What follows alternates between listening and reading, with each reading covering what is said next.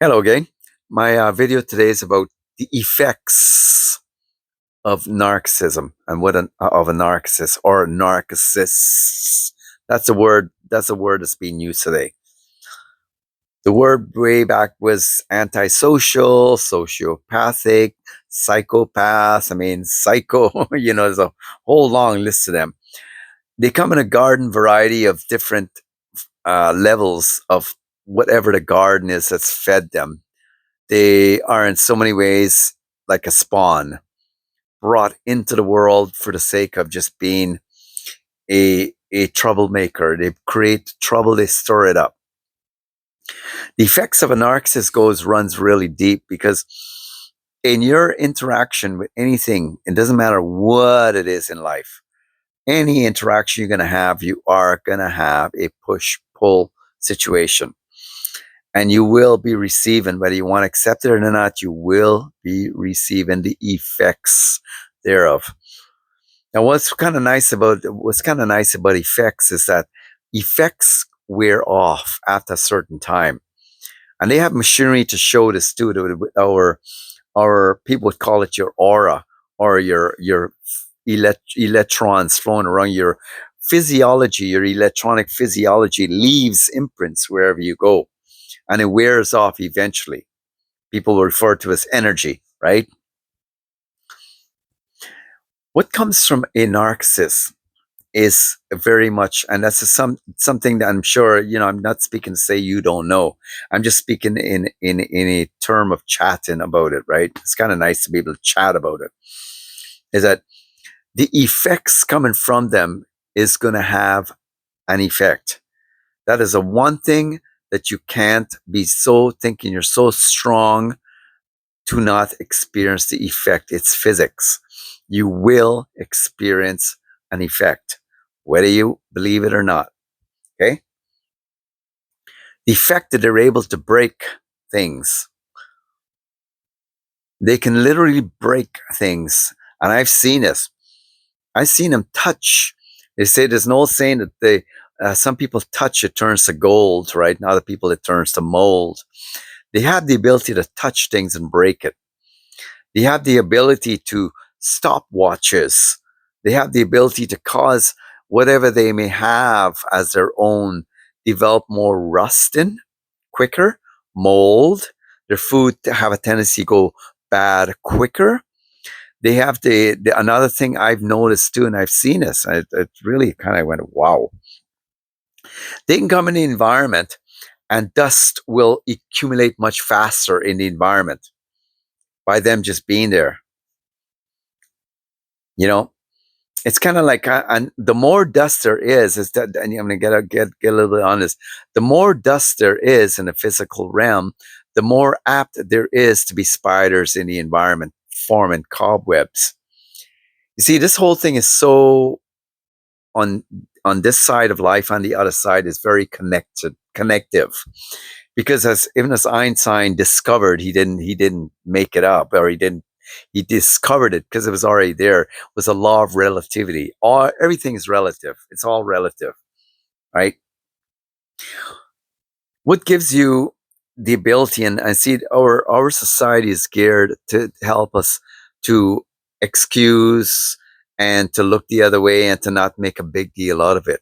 Because the esoteric or the hidden world is frowned upon by people who don't want to really believe that they chop it up for a coincidence, or they chop it up to, you're just kind of getting a little bit too much into this stuff. But after a while of paying attention, it becomes too obvious, right? It's repetitive, right? The effect that they will have in the environment too is that they cause losses because they are, in many ways they are, because when a person makes up their mind to become a loser, right? They've make certain decisions, because losers really lose based upon the fact they've lost the winning attitude. The old saying says gratitude is an altitude, right? That is, I mean, coming down to it, one of the things about them, they lose the ability to be very grateful. They're not grateful. Narcissists are totally ungrateful people. You could basically go over, above, and beyond for them, and they have the nerve to actually think that they're entitled to the next one that you're going to give them. Ask them for something. Oh my God, it's a totally different story. Woo! Right? Because of their love for attention and because of their love to get it any which way they can come into your environment and cause trouble for you. Even just by coming into your environment, even whilst let's say you're an actor or you're doing something really like where you're doing it before a lot of people and that you're like a service, you offer a service. They can come into that environment and cause people around you because you got the connection to them. Their very presence can interject and interact with yours, and it can cause people to turn from you. See, it's another thing about the effects of a narcissist. Because of their aggressive nature, they're more than happy to take their nonsense and put it on you. Projection, right? Because they do, and I've experienced that so many times. I've had a few of them in my life, and it took me years to even look back and see how one thing joins to another. The law of relativity really is so relative. It's so much in life, and by the way, you begin to look at life that way. It's not going to leave you surprised, and so much so you don't want something to start because another thing will follow after it. Right? Anything that you can start bad will end bad. It will end worse. It can only have a digression to it. Getting back to their effects is that they're corrosive. The corrosive activity going on with them, like a corrosion can come onto your healthiness. And I've seen that too, and they cause sicknesses. You're totally healthy. The things they say about the body, when the body gets sick is because an invader enter in, right? You know, so much of your body will shut down so that the white cells or the white cells, that's your guard, by the way. Even in the natural world, the spiritual world, the soul world, that's your white cells. The more whiter you are on the inside. I'm not talking about the outside. I've never met white people with black hearts, man. Okay.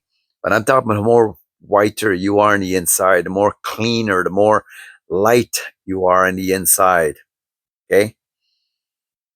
Is that you will be more susceptible to a higher level of illness than the other person who don't really care too much because your being doesn't want any part of you to ever be unhealthy.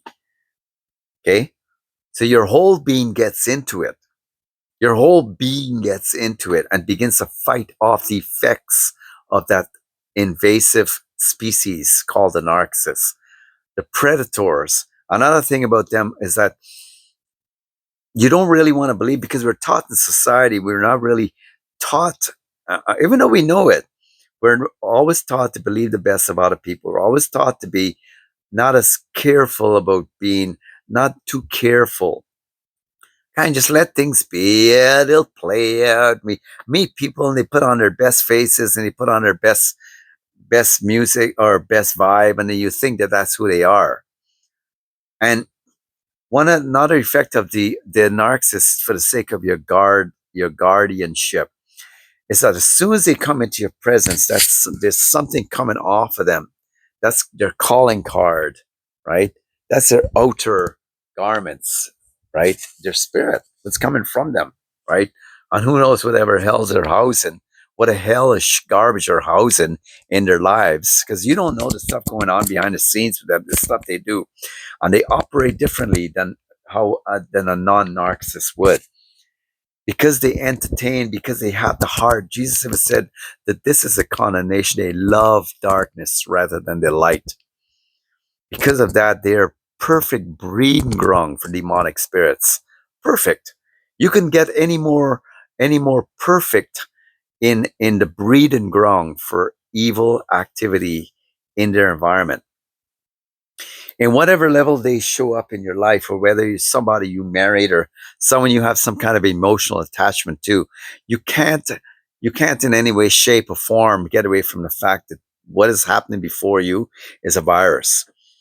And the way you treat a virus is that you can't tell it to go to a hospital to get well, because these things in the natural world we're kind of taught, right? So we kind of on it's unnatural.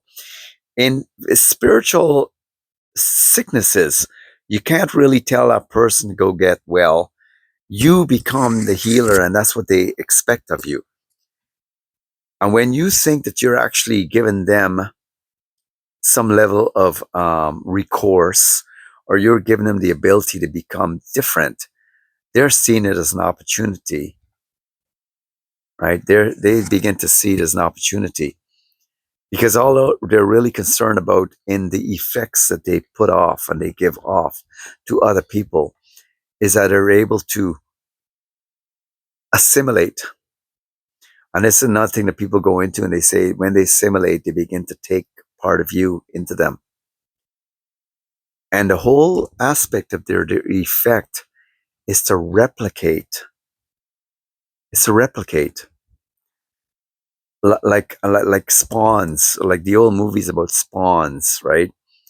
The more the evil one, the wickedness can use them to affect you, they can replicate.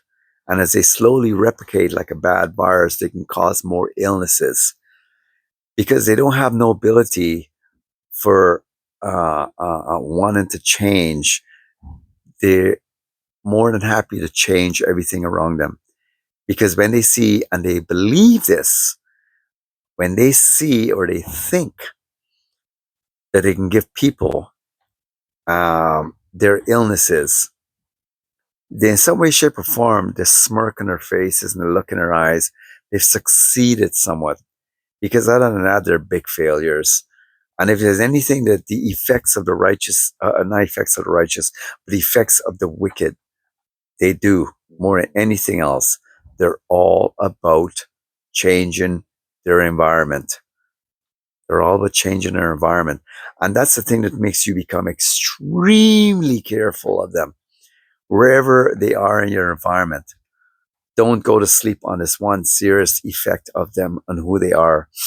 Their intention, whether you don't want to believe it or not, it really is the truth. Their intention is to change everything that they're affecting.